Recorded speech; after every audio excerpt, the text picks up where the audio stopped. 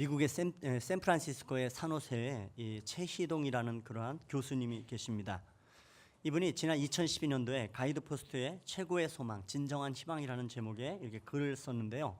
이분은 16살 때 한국 전쟁이 끝나고 난 이후에 호를 단신으로 미국으로 건너갔습니다. 이분에 있어서 그 당시 한국 땅은 난파선 그 자체였습니다.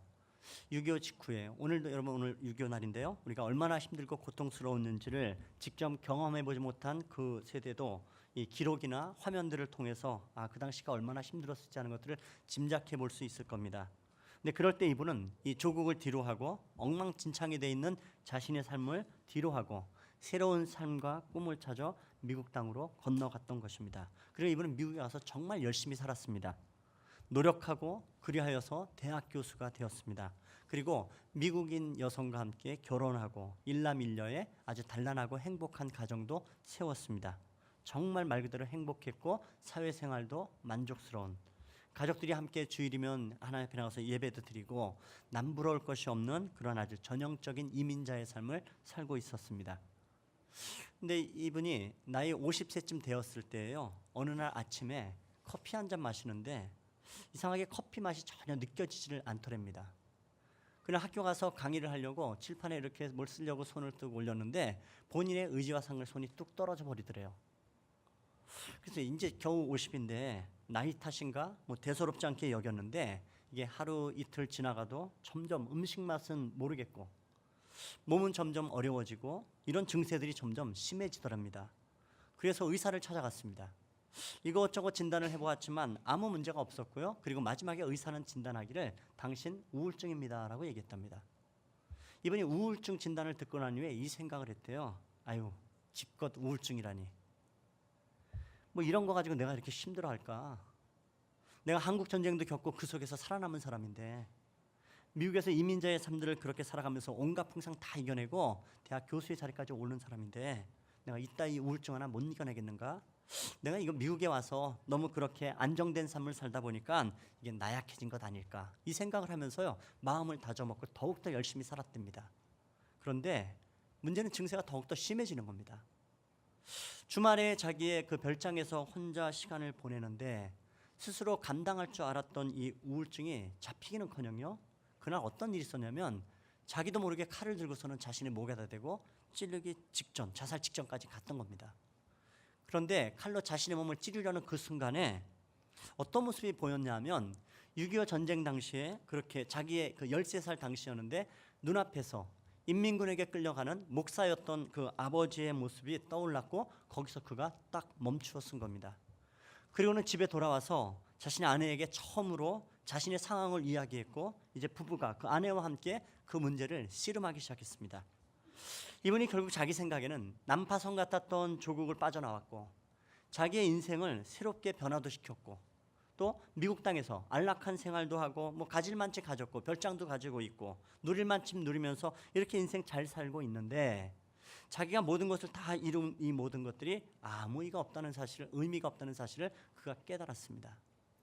그리고 의사와 계속 이런저런 상담을 하고 이야기를 나누면서 의사 선생님은 자꾸 이 교수님에게 과거 이야기를 해보라고 어머니 얘기도 묻고 여러 가지를 물었어요. 그런데 이분이 늘 뭘 발견했냐면 아버지에 대해서 얘기를 하면 아버지는 기억이 없다고. 그 잡혀갔던 모습 그게 전부라고. 이분이 목사의 자녀였기 때문에 어릴 때부터 그리고 미국에 건너와서도 지금까지 교회는 다녔는데 사실은 이 믿음이 깊이 들어가 있지 않은 겁니다. 그러면서 이 북한군에게 끌려갔던 그 아버지의 모습 그리고 평생을 기도하시면서 수년 전에 돌아가셨던 그 어머니의 모습을 떠오르면서 나에게 있을 인생의 진정한 것은 무엇일까? 진정한 희망은 하나님에게 있었구나라는 것들을 이분이 깨달았다고 그 글에서 그렇게 자신의 이야기를 간증하는 것을 제가 읽어보았습니다. 제가 이 글을 보면서요 여러분 인생이 그렇죠. 자기 인생에 무슨 죽을 병의 진단을 받거나 아니면 인생이 정말 처참하게 깨진 정말 그 삶이 난파선과 같다라고 이야기할 수 있을 텐데 사실 이분은 그런 상황이 아닙니다. 그럼에도 불구하고 이분이 우울증 상태 가운데서 자신이 누렸던 인생의 모든 것들을 그렇게 바닷물 속에 던져버리듯이 그렇게 다 집어던지고 내 인생에 정말 중요한 하나님을 만나고 하나님 앞에 내가 새로워져야겠구나라는 것들을 그가 깨달은 그 하나님을 만나는 그런 글을 보면서 도전을 받았습니다. 여러분 오늘 우리가 읽은 이 사도행전에 보시면 바울이 타고 가던 로마를 향해 가던 이 배가 유라굴로라는 광풍을 만납니다. 그리고 난파선이 됩니다.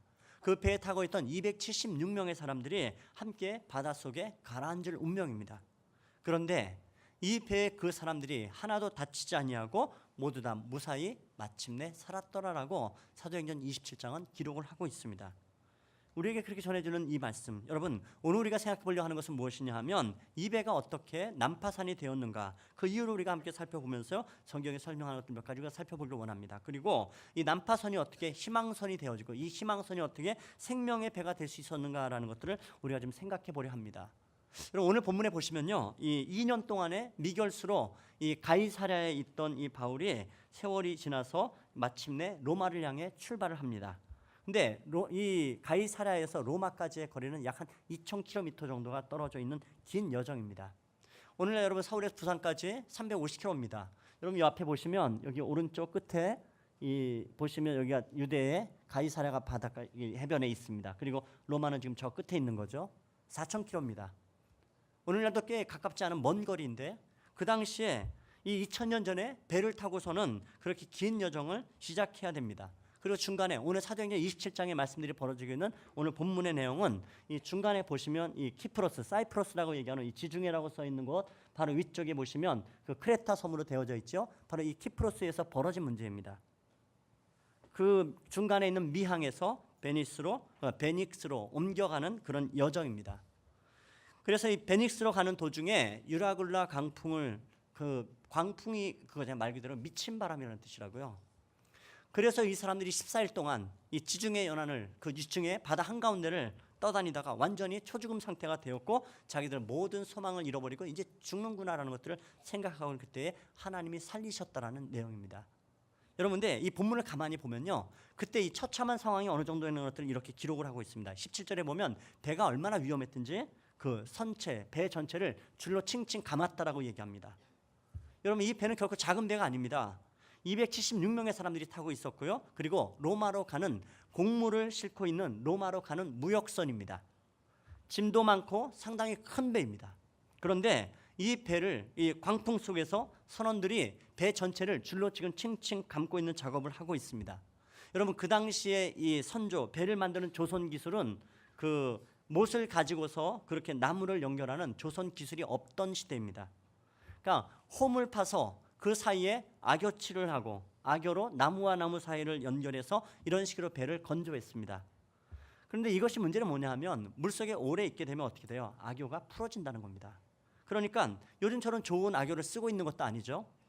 그러니까 배가 오래 가질 못해요. 그러니까 며칠을 항해하면 반드시 항구에 정박을 하고 그래서 배를 바짝 말려야 됩니다. 그리고서는 악교가 풀어진 것이 있다면 다시 악교치를 더욱더 두텁게 해서 더 강하게 연결을 시켜야 하는 것입니다. 그런데 지금 이 배가요 하루 이틀도 아니고 열나흘 동안 14일 동안이나 풍랑이는 바다 한가운데 물속에 잠기고 또 온통 비바람 속에서 배가 둥둥 다 불어 있는 겁니다. 그러니까 유라굴라 강풍이라는 이 위험 속에서도 배 전체를 지금 이 모든 악교가 풀어나가면 배가 그냥 풀어져 버리면 그냥 전부 다 그냥 난파돼서 죽고 마니까 배가 풀어지지 않도록 지금 칭칭 동여매는 작업을 하고 있는 겁니다. 비가 오는 이 비바람 몰아치는 이 광풍 속에서 지금 제일 먼저 이 일을 지금 하고 있다고요. 다 이거 안 하면 죽는 것입니다. 그리고 18절에 보시면은 이 배에 실은 모든 짐을 다 버렸습니다. 여러분 이 배를 소개하기를 알렉산드리아라 그렇게 얘기를 합니다. 당시 여러분 지도 보시면 이 남쪽에 지중해 건너편의 아프리카의 알렉산드리아 지역은 바로 이 일대가 밀농사로 로마의 식량 공급처입니다. 그것을 실어 나르는 이 배예요. 무역선입니다. 밀을 실어 날라요. 여러분 이 짐은 전부 다 무엇입니까? 오늘날은 쉽게 얘기하면 전부 다 이게 돈덩어리인 겁니다.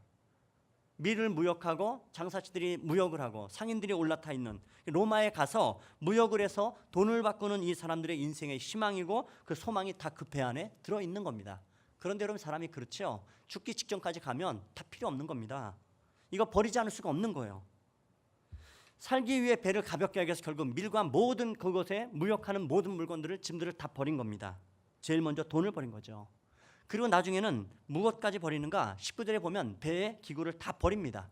배의 기구를 버렸다고 이야기하는 것은 무엇인가? 항해가 이제 안 되는 겁니다. 사람 뜻대로 조정을 해서 되는 것 모든 것이 다 버리고 그냥 바람 부는 대로 물결 치는 대로 그렇게 가는 수밖에 없는 겁니다. 한마디로 그냥 이러다가 이 상황은요, 모든 이 안에서의 극한의 상황까지 가서 이제 죽을 수밖에 없구나라는 그 상황에 몰릴 대로 몰려있는 상황입니다. 여러분, 근데 이러한 상황을 지금 만들어진 몇 가지 이유들을 볼 수가 있습니다. 그중에 첫 번째는 무엇이냐 하면 전문가라는 사람들의 말을 듣다가 그랬습니다. 11절에 보시면 백부장이 선주와 이 선장의 말을 믿고선 미항에서 이 베닉스로 옮겨가자고 결정을 합니다. 여러분, 이 선장과 선주는 전문가들입니다. 그 항로를 많이 다닌 사람, 소위 얘기해서 이 바다를 그냥 손바닥 보듯이 본다고 이야기하는 사람들이에요. 근데 그때 바울은 뭐라고 얘기하면, 아니 지금 항해가 위태해지니까 여기 미항에 머물러 있어야 된다. 그렇지 않으면 정말 위험해질 거라고 얘기했습니다. 여러분, 근데 이때 바울이 하나님의 계시를 받아서 이 위험한 것을 미리 고지하고 있었는지, 아니면 상식적 수준을 위해서 이야기하고 있는 건지는 이 주석학자마다 조금 설왕설래하고 있지만, 일단 이건 계시를 할 수도 없는 게 상식적 차원에서 이야기하고 있는 겁니다. 무슨 얘기냐면, 흔히 그 당시 문헌들을 보면은 지금도 여러분 지중해 바다는 굉장히 거친 편이고요. 그래서 특별히 10월 달부터 3월까지는 당시에 이 배의 건조 기술이나 항해술 가지고는 이 겨울에 움직이는 것은 그냥 죽으러 가는 겁니다. 그 자체가 시오노 나나미가 썼던 로마인 이야기에 보면 이 로마 군인들조차도 이 제국 안에 로마의 가장 중요한 것은 뭐냐면 제국의 안정입니다. 팍스 로마 나라에서 모든 제국 전체 안에 평안을 유지하는 것이 첫 번째 목적이에요. 제국 한쪽 끝에서 밀란이 일어나거나 전쟁이 생기면 군인들은 즉각 출동을 하게 되어지는데, 이 10월부터 3월 사이에는 아무리 밀란이 일어나고 전쟁이 일어나도 절대로 배를 타고 지중해로 나오는 법이 없습니다. 그거는 군인들조차도 죽으러 가는 것이라 그러고 있는 것입니다. 이런 상황 가운데 있는 거예요. 그런데 이 와중에 바울이 어떤 영광을 받았는지, 지금도 위태위태하게 여기까지 크레타까지 왔는데 여기서부터 더 가면 위험하다. 여기 그냥 미항에서 겨울을 보내야 된다 이야기합니다. 그런데 지금 이 배의 운항을 결정하는 사람은 백부장입니다. 참 재밌죠. 이 사람들이 지금 얹혀 타고 있는 건데요, 그 당시에 로마의 제국의 권력을 등에 업고 있으니까 모든 배의 출항의 결정권을 이 사람이 가지고 있는 겁니다. 그런데 이야기해요. 누가요? 선장과 선주가 가도 된다고 이야기합니다. 그러니까 결정을 했어요. 그리고 여러분, 지도를 다시 한번 보실까요? 여러분, 지도를 보시면 요 지금 밑에 이 사이프러스, 이 크레타라는 섬의 한가운데 밑에 쪽이 바로 그냥 미항입니다. 그리고 바로 그 옆쪽에 저쪽 로마 쪽으로 나 있는 그 끝에가 바로 베닉스예요. 멀리 가는 게 아니고 그냥 연안을 따라서 가는 거리는 64km입니다. 지금 이 가까운 거리, 전문가들이 바다 지중해 한가운데로 가는 것은 아니고 이 섬의 옆에 연안을 끼고서 64km만 옮겨가자고 얘기하는 상황이에요. 그런데 전문가들의 그 얘기, 64km 가는 거 가보자라고 얘기하는 소리 듣고 출발했다가 다 죽게 된 지경까지 이른 겁니다. 여러분, 제가 이 말씀 드리고 있는 것은 전문가가 우리 인생 가운데 필요 없다고 말하는 것 절대로 아닙니다. 전문가는 필요합니다. 그런다 그러면 오늘 교훈하고, 성경이 우리에게 교훈하고 있는 것은 무엇이냐 하면, 여러분, 전문가의 생각이 하나님의 말씀과 충돌날 때 어떻게 할 것인가, 이것을 우리에게 가르칩니다. 여러분, 세상에 전문가라는 사람들이 정말 많아요. 그렇지만 여러분, 조심해야 될 부분은 있습니다. 사람들이 아무리 전문가라고 이야기하지만 여러분, 웬만해서는 정말 전문가의 소리 들어야 돼요. 그런데 하나님 말씀과 하나님의 뜻과 상충될 때에 이 바울의 말과 전문가들의 말들이 상충될 때, 바울의 말을 안 듣고서 그렇게 갔더니, 하나님 말씀 안 듣고 갔더니 결국은 저렇게 되었다고 우리에게 들려주고 있는 것입니다. 여러분, 그런데 이 이야기는요, 다시 이것을 오용하는 사람도 있기 때문에 또 조심하셔야 됩니다. 봐라, 바울의 말 안 듣다가 그렇게 되지 않았냐? 그러니 내 말 좀 들어, 내 말 좀 들으시오라고 누가 얘기하냐면, 좀 누워서 침 뱉긴지 모르지만 목회자들이 그런 얘기 잘 할 수 있어요. 일단 이렇게 말하는 목회자 여러분, 경계해야 됩니다. 그런 정도의 권위를 가지고 말하는 목회자나 그런 사람들을 조심하셔야 됩니다. 그런 말은 함부로 하시는 말이 아닙니다. 그러니까 우리가 판단해야 되는 것은 여러분, 잘 보셔야 된다는 거예요. 이것도 저것도 하지 말라도 아니고, 저 사람이 정말 하나님의 말씀을 듣고 이야기하는 것인지, 아니면 그 안에 있는 자기의 야망을 가지고 이야기하는 것인지, 아니면 야망은 아니어도 그냥 자기가 그냥 원하는 대로 이야기하고 있는 것인지 이걸 분별할 필요는 있어요. 이건 있어요.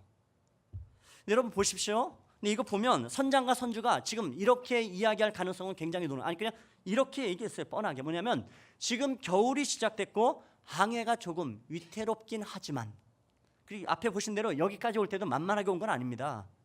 겨우 온 거예요. 그러나 이 미항에서 베닉스까지 바다 한가운데로 가는 건 아니고 연안을 따라서 64km 옮겨가는 것쯤은 별 문제 없습니다.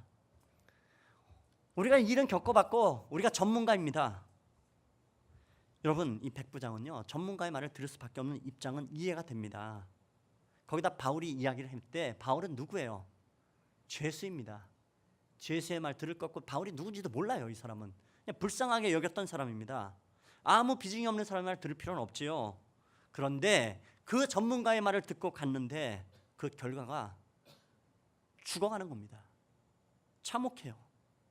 여러분 이 부분은 정말 여러분이 깨어 있으셔야 될 부분들입니다. 또 한 가지 이 배가 난파선으로 만든 이유는 무엇인가? 12절에 보시면요, 그 항구가 그 미항이 항구에서 이 미항에서 겨울을 지내기가 불편하기 때문에 거기서 떠나서 아무쪼록 이 베니스로 가서 거기서 겨울을 보내자는 사람들이 많다는 것입니다. 많은 사람들의 의견입니다. 다수결이에요. 많은 사람들이 얘기합니다. 여러분 이 미항은요 항구라는 생각보다는 우리도 여러분 그 동해안에 가면 항구들도 있지만 그 사이에 작은 촌락이 있어요. 그냥 집 몇 채에 배 한두 척 있는 그런 곳 있죠. 강원도 안 가보셨습니까? 동해안 쪽에? 아니면 어디 바닷가 가보시면 그런 데 많아요. 그냥 그런 데예요. 그런 데서 어떻게 석 달을 나? 276명이. 이 사람들 관심 뭔데요? 거기 뭐가 없습니까? 술집이 없어요. PC방도 없어요. 인터넷도 안 돼요. 극장도 없어요. 석 달 동안 뭐 해요? 그런데 여러분 베니스로 간다는 것은 뭐예요? 거기는 큰 항구 도시입니다. 거기 가면 있을 게 다 있는 거예요. 뱃사람들이에요. 군인이에요. 장사하는 사람들이 미항에서 야 여기 잘 됐다. 이 3개월 동안 지금 이제껏 우리 인생에서 못 읽었던 석 달 동안 책이나 읽자? 이건 절대 불가능해요. 목사님 저보러 석 달 동안 책만 보는 저 죽으란 소리예요. 학자들도 이렇게 못해요. 이 사람들이 어떻게 그러는가? 술도 필요해요. 여행도 필요해요. 뭐도 필요해요. 겨울 석 달 동안을 그렇게 보내야 되는데, 근데 여러분 이것은요 욕심입니다. 욕망입니다. 그저 자기의 쾌락과 안락함을 위하여서, 그리고 그렇게 생각하는 사람들이 많아요. 다수가 그렇게 말합니다. 64km 갈만하지 않냐? 더군다나 이 선장과 선주가 지금 이야기하고 있지 않냐? 전문가들이 괜찮다고 얘기하는데 그래서 떠났어요. 그러다가 지금 유라굴라 강풍을 만났다고요. 성경이 지적한 거 여러분 잘 기억하실 필요가 있습니다. 거기다 또 한 가지 더 언급하고 13절에 보시면요, 마침 남풍이 순하게 불기 시작합니다. 여러분 아까 그 보세요. 환경도 오케이입니다. 무슨 얘기예요? 아까 밑쪽에 그 크레타 섬의 남부 미항에서 남쪽 바람 부니까는 연안으로부터 떠나갈 이유도 없어요. 바닷가로 멀리 밀려갈 필요도 없다고요. 환경도 좋아요. 봐라, 이 정도 날씨면 64km 연안을 따라가는 건데 무슨 걱정이 있어? 뭐 힘들겠어? 여러분 조심하십시오. 환경이 열린다고 하나님 말씀이 아니라고 하면 그때 가면 안 됩니다. 여러분이 기도하면서 이런 기도 해보지 않으십니까? 하나님, 이 일이 하나님이 원하시는 일이면 길을 열어주시고 시온의 대로같이 열어주시고 하나님이 원치 않는 길이라면 막아주십시오. 이런 기도 해보시지 않습니까? 여러분 이 기도는 별로 추천하고 싶지 않은 기도 방법입니다. 하나님, 제가 지금 가는 길이 하나님 기뻐하지 않는 길이라면 제가 차를 타고 갈 때 어디다 그냥 콕 박아버리십시오. 누구 만나서 또 못 가게 붙잡으십시오. 여러분 이렇게 기도하십니까? 여러분 하나님은 그렇게 쪼잔한 일을 하시는 분이 아니세요. 우리 몸을 상해 가면서까지 혹은 우리에게 막 그런 식으로 압박을 가하시면서 일하시는 하나님이 결코 아니세요.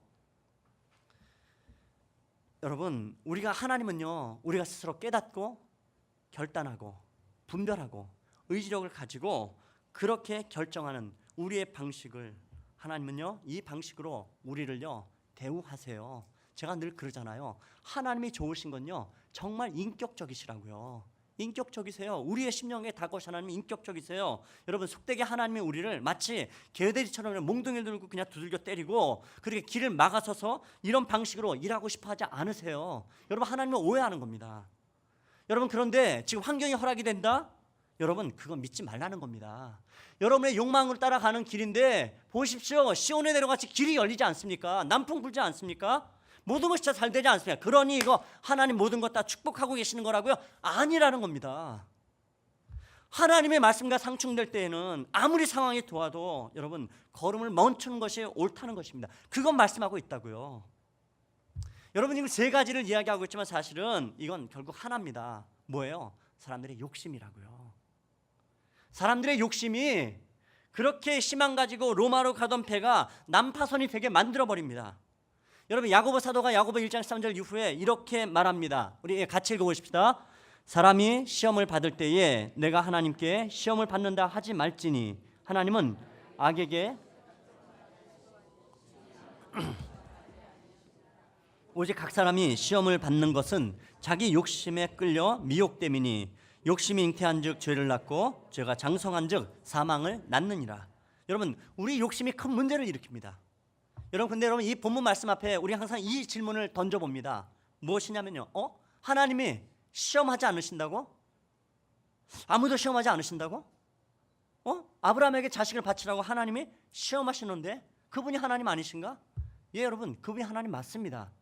그런데 여러분 이때 이 야고보서 1장의 이 시험이라는 단어는요 우리가 좀 명확히 이해할 필요가 있습니다. 야고보 1장에 등장하는 이 시험은요 시험이라는 단어보다는 유혹이라는 단어입니다. 영어 성경에 테스트와 템프테이션으로 이렇게 구분을 좀 하는 편인데 여러분 하나님은 우리를 유혹하지 않으세요. 이때 유혹의 배후에는 멸망과 패망이 있는 겁니다. 시험은요 하나님께서 하시는 시험, 그 시련의 배후에는 영적인 진보가 있습니다. 하나님께서 아브라함에게 시험하셨죠. 그러나 아브라함이 그 시험을 이삭을 바치라는 그 시험을 잘 통과했습니다. 그런데 그 이전에는 시험을 제대로 통과 못한 적이 많아요. 그렇지만 여러분 하나님께서 아브라함이 시험을 통과하지 못했다고 해서 야 너는 아무래도 믿음은 아닌가 보다, 너는 그냥 아니다 하고 내치시던가요? 버려버리시던가요? 아브라함을 부끄럽게 하시던가요? 아닙니다. 하나님은 아브라함이 자신의 연약함을 깨닫고 더 강한 그리스도인으로 자라가기 위해서, 신앙의 영적 진보가 있는 사람으로 자라게 하기 위해서 하나님께서 시련을 허락하신단 말이에요. 그런 의미에서 시험을 허락하십니다. 그러나 하나님은 유혹하지 않으세요. 지금 사람들이 여러분 미항에 머물러 있어요. 하나님이 말씀하셨어요. 그런데 아닙니다. 우리는 베닉스로 갑니다. 그것은 뭐예요? 자기 욕심입니다. 쾌락을 누리면서 즐겁게 보내고 싶은 거죠. 마침 또 상황도 열려요. 남풍도 잘 불고 전문가들도 이야기해요. 그렇게 이야기하지 않더냐? 그렇지만 결국 자기들이 원하는 대로 그 욕심대로 생각을 하니까 전문가의 지식도 내가 원하고 싶은 대로, 모든 상황도 내가 원하고 싶은 대로, 때로는 왜 지나쳐서 하나님께도 내가 듣고 싶은 욕심의 답을 우리는 듣고 싶은 겁니다. 여러분 근데 그 욕망이 이 결단을 이게 뭡니까? 이 상황들을 갖다 어렵게 만들어 버린단 말이에요. 욕심 때문에. 그 북한 사역을 하고 있는 제 목사님을 알고 있는데 이 목사님이 그런 얘기 하더라고요. 김영삼 정부 이래로 이 다른 정책은 몰라도 이 북한에 대해 관련된 정책들을 가까이서 보면 답답하대요. 그래서 한번 이 북한 전문가인 이 교수님 한 분하고 만나서 이런저런 얘기하다가 그 부분을 하소연 한번 얘기한 적이 있다 그러더라고요. 이 북한과 관련되는 정부 정책을 위반하는 사람들을 보면 북한 사역을 하는 이 민간인들보다도 훨씬 고급 정보도 많이 갖고 있고, 또 그것을 판단하는 그 사람 정말 브레인들이에요. 머리 좋은 사람들이 모여있잖아요. 정부 관료들은. 근데 왜 정부 정책이 왜 그 모양입니까? 라고 그렇게 얘기했더니 이 교수님이 그러더래요. 웃으면서. 목사님 잘 아시잖아요. 알긴 뭘 알아요. 그랬더니 이분 말씀이 결국 저분들 다 욕심 때문에 저러는 겁니다. 그분들이 정부가 부족해서도 아니고 북한을 몰라서도 아닙니다. 정치하는 양반들은 이번에 북한을 도우면 이것이 이번 선거에 우리 당에 또 나에게 어떤 표가 많이 더 나올까, 적게 나올까, 이런 계산 때문에 욕심이 늘 있다는 거예요. 민족의 장래를 생각하고 염려하고 또 북한에 굶주린 사람들을 생각하고 그것을 크게 문제를 못 보아서 못 보는 게 아니라 그것을 보면서 이것 하면 어떤 정치적 이득이 있을까? 이거 하면 무슨 정치적 손해가 없을까? 이런 욕심이, 이 욕심에서 벗어나지 못하기 때문에 항상 정책이 자꾸 엇갈린다는 겁니다. 굉장히 꽤 그분은 일리 있는 이야기 같아요. 여러분, 오늘 수많은 곳에 전문가들이 많이 있음에도 불구하고 여러분 그 전문 지식들이 빛을 발하지 못하는 이유들은 정말 중요한 이유는요, 거기에 모든 인간의 욕망과 욕심이 깔려 있는 겁니다. 지금 유라굴라 강풍을 만나면서 이 사람들이 이 모양으로 난파선이 지금 되어 있고 다 죽어가는 상황은 하나님께서 지금 설명하고 있는 겁니다. 욕심 따라 살아가지 말거라. 내 인생 난파선 같은 인생 돼버린다. 여러분, 그때 멈추셔야 됩니다. 여러분, 그렇다면 어떻게 이 난파선을 생명선으로 바꿀 수 있을까요? 오늘 성경 두 가지에 대한 말씀들을 우리가 함께 살펴볼 수 있을 거라 생각합니다. 첫 번째는 돌이켜서 하나님을 선장으로 모시라는 겁니다. 21절에 보시면은 바울이 얘기해요. 야, 내가 미항에 머물라고 하지 않았냐? 내 말을 그때 들었으면 다들 좋을 뻔했는데. 이런 바울이 지금 이 얘기를 왜 하고 있을까요? 내 말이 옳지 않냐? 그들 앞에 잘난 척하기 위해서 지금 이 말을 하고 있는 것이 아닙니다. 바울은 그런 이 저급한 수준의 사람이 아니에요. 여러분, 우리는 우리의 밑바닥 안에 늘 잘난 척하고 싶어하는 마음들이 있어요. 우리는 항상 자식들 앞에서도 잘난 척하고 싶고, 부부 사이에도 잘난 척하고 싶고, 다른 사람 앞에서 교만 떨고 싶고, 교만은 아니어도 최소한 내가 이래봬도 이런 사람이라는 그것을 과시하고 싶은 마음들이 늘 우리의 욕망 가운데 깔려 있습니다.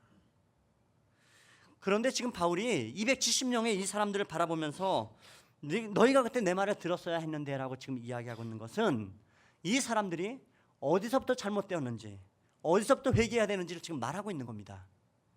사람들은 이럴 경우 어떻게 판단할까요? 이때 이 알렉산드리아 배보다도 더 큰 배를 탔어야 되는데, 그러면 날아가지 않는데, 좀 더 튼튼한 배를 타고선 베니스까지 안전하게 갔을 텐데, 주로 이런 생각합니다. 저 선장놈이 저게 머리가 나빠서 저래. 저 모든 그 선원들이 게으름 펴서 그래. 저것들이 문제야. 여러분, 늘 그래서 이렇게 됐어. 우리는 늘 문제를 바라볼 때마다 자꾸 문제의 원인을 이야기해. 거기에 잘난 척합니다. 아니에요, 여러분. 그게 무슨 소용이 있을까요? 아닙니다. 하나님 말씀을 듣지 않은 겁니다. 때로는 하나님이 내 속에 들어와 있어도 이 최희동 교수의 고백처럼 목사의 아들이고 그리스도인이었지만 그 속에 자신의 삶을 자신이 길을 지고서 하나님과 온전히 맡기지 못한 겁니다. 여러분, 그분이 발견했던 게 바로 그것이에요. 자기 삶이 가진 만큼 가졌음에도 불구하고 이 모든 것이 의미 없고 그렇게 엉망진창이 되는 것을 보면서 목사였던 아버지를 떠올리고 기도하던 그 어머니 모습 가운데서 그 우리 어머니 아버지가 정말 그 어려운 인생의 상황 가운데서도 북한군에게 잡혀가고 그 어머니 인생의 어려울 때마다 평생을 그렇게 어렵게 지내면서도 마지막까지 붙들고 기도했던 것은 무엇이었나? 그가 그것들을 기억해내면서 하나님을 자기의 삶의 선장으로 모신다는 것이, 이 결정을 하면서 난파선이 덜 빼놓던 자기의 인생을, 그 자신들의 가족의 인생을 생명선으로 바꾸었다고 고백하는 것처럼 말이죠.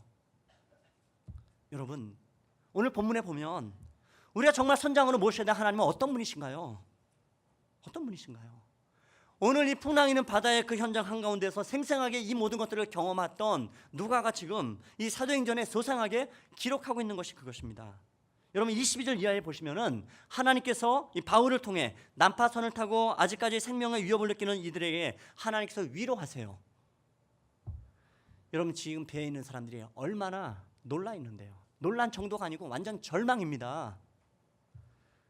그들에게는요, 로마의 온갖 희망을 다 갖고 싣고 가던 사람들이에요. 거기에 돈에 대한 희망을 걸었어요. 거기 가면 그리운 사람들 만나는 희망을 걸어요. 거기 가면 세계 최대의 도시였던 로마, 그 로마 대제국의 수도인 로마에 가면 내 인생의 새로운 인생을 펼칠 수 있을 것이라는 그런 꿈과 희망을 가지고 갔던 사람들인데 그 모든 것을 다 집어버린 겁니다. 그리고는 사람이 최악으로 몰리는 생명의 위협으로 이제 끝이다라는 그것에 지금 몰려있는 상황인 이들에게 하나님께서요, 그들을 위로하십니다. 여러분, 우리가 기억해야 될 두 번째, 하나님은요, 위로자 하나님이심을 기억하셔야 됩니다. 여러분, 그런데요, 하나님들 우리를 위로하세요. 반드시 위로하고 계세요. 그런데 문제는 하나님의 위로가 우리 귀에 잘 들리질 않아요. 왜요? 다른 소리가 들리는 겁니다. 소리가 자꾸 섞여버려요. 하나님이 내 배의 선장이 되시면 선장이 뭐라 얘기하는가 그 소리 들어야 됩니다. 이 배가 어디로 가고 있는지, 언제 멈춰서야 되는지, 정말 중요한 얘기죠. 배의 항로 어디서 멈추는지 선장이 이야기하면 떠들는 모든 사람들 야 조용히 하자, 이건 이 소리는 들어야 된다는 소리들을 귀 기울여 들을 수 있어야 돼요. 여러분, 우리가 예수 그리스도를, 하나님을 내 인생의 선장으로 모시면서 하나님 우리에게 얘기하세요. 이제는 안심하라는 소리도 들려주십니다. 염려하지 말라는 소리도 들려주세요. 그런데 하나님이 배의 선장이 아닌 겁니다. 입으로 우리가 주여 주여 외쳐대지만 정말 돈이 내 인생의 선장입니다. 내 배의 선장이 되고, 그럴 때에는 하나님이 돈 준다는 소리는 들려요. 그런데 역경 속에 담대하라 이런 얘기는 안 들립니다. 설령 들린다 해도 뭐라 그래요? 아이고 하나님 별소리를 다 합니다. 그 소린 하나님 역경은 뭘 주세요? 그런 건 필요 없고 그냥 돈방석에나 앉게 해주세요. 내가 듣고 싶은 소리, 내가 하고 싶은 소리만 여전히 해야 되는 겁니다. 여러분, 예수를 믿는다고 이야기하면서 여전히 하나님은 여러분의 인생 가운데 정말 온전한 주인으로, 하나님의 내 인생의 배에 선장이 되시는 여러분 고백하면서도 정말 하나님을 선장답게 모시고 살아갑니까? 하나님의 말씀을 듣고 하나님의 뜻을 헤아리고 하나님의 정말 내 삶의 중요한 자리를 차지하고, 그리고 마침내 이 하나님이 내 삶의 선장 되셔서 내 삶을 인도하시도록 전적으로 그분을 의지하는 이런 자리까지 우리가 나아가야 되는 줄로 믿습니다. 그럼 이 고백이 정말 있어야 됩니다. 오늘 읽지는 않았지만 33절 이하에 보면 이 하나님께서 바울을 통해 이 사람들을 먹이시고 위로하는 모습을 볼 수가 있습니다. 지금 이 사람들은요 14일 동안 아무것도 먹지 못한 사람들이에요. 14일 동안 아무것도 먹지 못하고 침대에 가만히 누워 있어도요 이게 힘들어요. 그런데 이 사람들은요 유라굴로 강판 가운데서 14일 동안 사투를 벌였던 사람들이에요. 여러분, 사람은요 한 끼만 굶어도 배고파요. 두 끼 세 끼 굶으면 손이 떨려요. 수전증 걸리듯이. 제가 여러분 금식하려고 마음 먹으면요 그 순간부터 배고파요. 한 끼 굶으면요 뭐가 왔다 갔다 해요.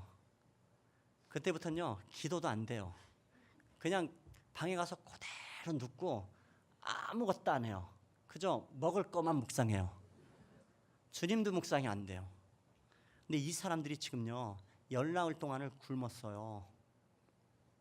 그냥 굶은 게 아니고 비바람 몰아치는 이 유라굴라 강풍 한가운데서 사투를 벌리고 기력을 다했어요. 그러다 문득문득 정신이 들면 얼마나 배가 고팠겠어요. 여러분, 먹는 건 인생에게 정말 중요한 겁니다. 한 끼 안 먹으면 힘 빠져요. 두 끼 세 끼 안 먹으면 별도 보이고 팔다리 움직여지지 않는다고요. 먹는 거 중요해요. 그래서 얘기하잖아요. 목구멍이 포도청이라고. 근데 여러분 보십시오. 하나님이 우리를 먹이시는 이 문제는 단순히 육의 문제뿐만 아니라 영의 양식도 육의 양식도 먹이신다라는 거예요. 우리에게 필요한 것, 먹을 것, 필요한 것들을 공급하시고 우리를 위로하시고 우리와 함께 그 자리에 계시는 분이 하나님이심을 보여주고 있는 겁니다. 하나님은 나의 필요에 관심이 없는 분이세요? 아닙니다. 하나님은 절대 그렇지 않으세요. 나의 필요에 누구보다 아주 구체적으로 관심 보이시고 반응하시는 분이 하나님이세요.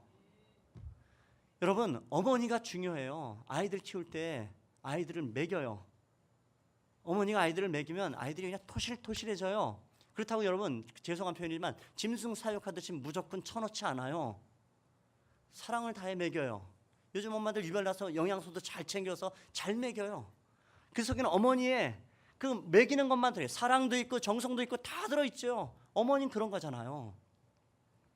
여러분, 지금 제 부모님이 다 돌아가셨는데 저희 어머니에 대해서 제가 참 고마운 어머니에 대한 생각들을 몇 가지 가지고 있는데, 그 중에 하나가요 저희 아버님 돌아가셨을 때입니다. 제 23살 때 우리 아버님 돌아가셨는데, 아버님 돌아가신 슬픈 상황에서 제가 상주에요 앉아 있는데요 죽겠어요. 배가 고파서 한 끼 안 먹었어요. 아버지가 돌아가셨는데 아버지 돌아가서 슬픈 것보다도 배고파서 슬픈 게 더 커요. 본능적으로. 아무리 어려도 철딱선이 없어도 눈치는 있잖아요. 밥 먹자 소리 상주가 못하죠. 한 끼 굶었어요. 한 끼. 근데 아버지 돌아가셔서 슬픈 것보다도 배가 고파 시험 들더라고요. 한 끼 굶었는데 참 민망하더라고요. 그래서 배고파 죽겠다 그냥 한참 울고 났더니 울음도 없고, 이상하게 어머니도 그냥 슬퍼 앉아 계시고 배도 안 고프신지, 너희들 보면 그냥 왔다 갔다 하면서 그냥, 그리고 다들 밥도 안 먹고 그러고 있어요. 배가 고픈데 고프다 소리 못하고 철없이 뭐라 할 수도 없으니까 가만히 그냥 눈 감고 묵상했어요. 음식만. 배고파 죽겠는데. 그리고 앉아 있는데요. 그때 갑자기 우리 어머니가요. 야, 참 너희들 배고프겠다. 저 우리 어머니 그 말씀 평생 잊지를 못해요. 그날의 그 어머니의 손이 저한테 복음이었어요. 어머니 입장에서 남편을 잃고 얼마나 절망하는 상황이에요. 자식들이 이거 어떻게 먹여 살까? 당신도 힘든 상황이죠. 딱 한 끼예요. 두 끼, 세 끼 굶은 것도 아닌데요. 그런데 울다 말고 갑자기 우리 어머니 위대하시죠. 갑자기 아이고 우리 자식들 배고프겠구나. 그걸 생각하면 우리 어머니 제가 평생 잊지 못합니다. 여러분, 어머니의 심정은 그런 거죠. 부모의 심정 그런 거죠. 여러분, 딱 이 마음이 하나님 아버지의 마음입니다. 여러분, 지금 하나님이 바울을 통해서 저 사람들 먹이라 말씀하세요. 이 말씀은 무엇입니까? 하나님은요, 배고픈 사람들의 심정을 누구보다 잘 알고 계신 겁니다. 하나님은요, 죽음의 위험을 느꼈던 이 사람들의 심정을 누구보다 잘 알아요. 자기의 인생의 모든 꿈을 잃어버리고 그 자신의 허망된 절망하는 사람들의 마음을 하나님께서 너무도 잘 아십니다.